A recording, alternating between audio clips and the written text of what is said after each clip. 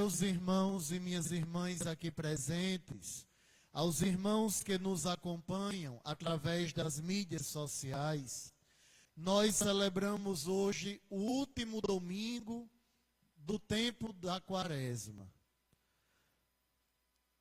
A partir do quinto domingo da Quaresma, enquanto os fiéis começam a se preparar com mais força para a Páscoa, o missal romano e a sagrada tradição da Igreja orienta que as imagens dos santos e as cruzes de todas as nossas igrejas, elas sejam cobertas com um véu.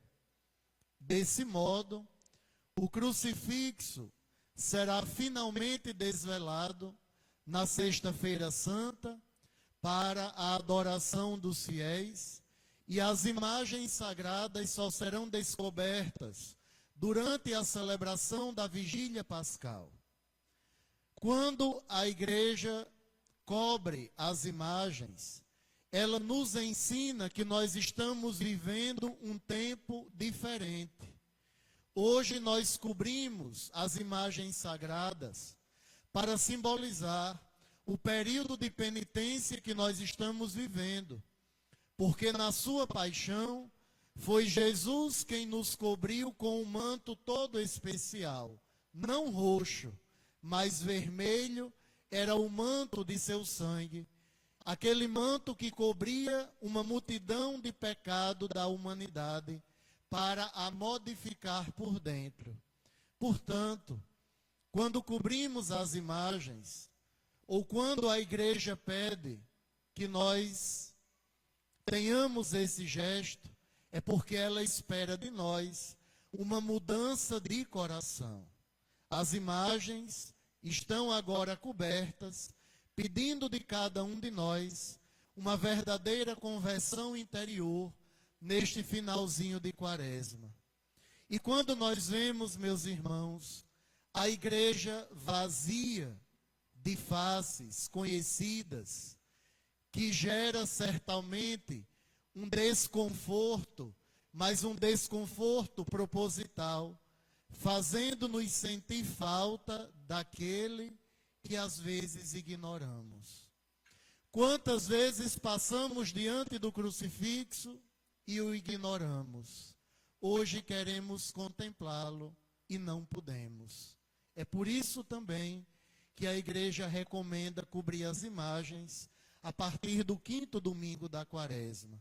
Cobrimos o que é belo para que o coração aprenda a ver o que os olhos ainda não alcançou. É este o real significado que nós vivenciamos ao cobrir as imagens sagradas das nossas igrejas. Cobrimos o que é bonito para que o coração aprenda a ver o que os olhos ainda não alcançou. Hoje, de hoje a 8 dias, nós estaremos entrando na grande semana, com a solenidade dos ramos e da paixão do Senhor. E neste último domingo, antes dessa grande semana, a liturgia ela nos apresenta Jesus como nossa ressurreição e a nossa vida. Aqui não estamos falando, meus irmãos, de modo figurado, nem muito menos metafórico, porque Jesus é realmente e propriamente a nossa vida e a nossa ressurreição. Jesus é o cumprimento, ele é o sonho da vida e da felicidade que o Pai, desde o início, tem para a nós, conforme nos afirma a primeira leitura de hoje, quando diz: ó meu povo, vou abrir as vossas sepulturas e conduzir-vos para a terra de Israel. Porei o meu Espírito em vós, para que vivais. Deus não deseja a morte do pecador.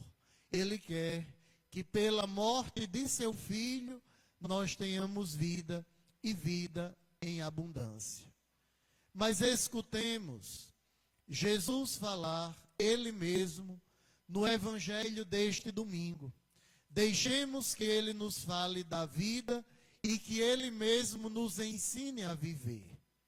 Lázaro era um grande amigo de Jesus.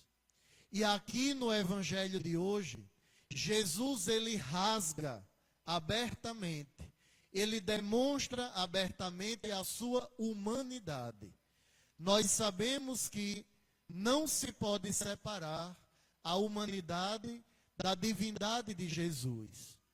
Ele é Deus e homem verdadeiro. Mas em alguns momentos da sua caminhada, Jesus precisou mostrar a sua face humana. E no Evangelho de hoje, Jesus deixa transparecer a sua humanidade. Sabe em qual momento? No momento em que ele chora a morte do seu amigo. Jesus chorou a morte de Lázaro. E aí disseram, vede como ele o amava.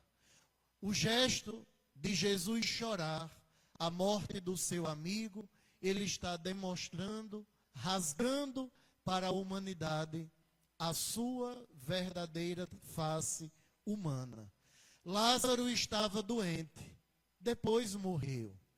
Suas irmãs estavam sofridas, angustiadas, imploraram tanto, pediram tanto pela vinda do Senhor para curar o irmão. E Jesus não vai. Parece estranho. Como é que Jesus não vai curar o seu amigo? Como é que Jesus não vai até a casa do seu amigo querido que estava doente? Jesus não vai. Jesus demora a ir. E quantas vezes, meus irmãos, nós também fazemos esta mesma experiência em nossa vida?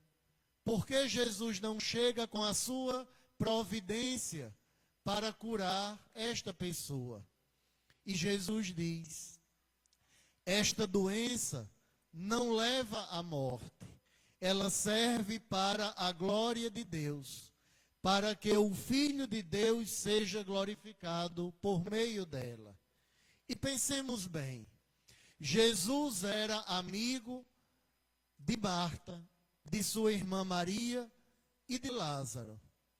Quando ouviu que estava doente, o Evangelho nos diz, e São João, que é muito rico em detalhes, ele diz até a quantidade de dias. São João diz que Jesus ficou ainda 2 dias no lugar onde ele se encontrava. É que os caminhos de Deus, eles não são os nossos caminhos. Os nossos tempos e os nossos modos não são os tempos e os modos de Deus.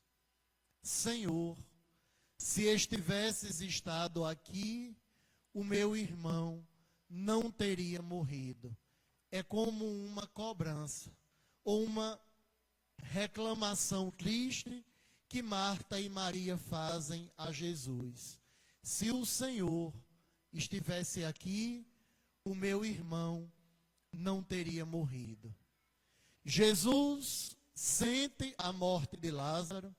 Jesus ficou interiormente ou profundamente comovido e chorou por Lázaro, mas não impediu nem a sua doença e nem a sua morte.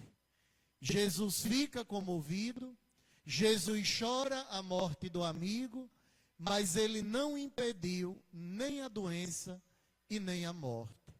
Por que será? Porque Jesus, ou melhor, porque o nosso Deus, ele não é naquilo que nós falamos cotidianamente, Deus não é tapa-buracos. Jamais compreenderemos o modo de agir de Deus. Ele nos ama, Ele é fiel, Ele se preocupa conosco, Ele conhece as nossas dores, mas jamais nós compreenderemos o seu modo de agir, tanto no mundo como na nossa vida. Quantas vezes perguntamos, por que aquela pessoa se foi tão cedo, ou de uma morte tão violenta? É que não compreendemos o modo de agir de Deus.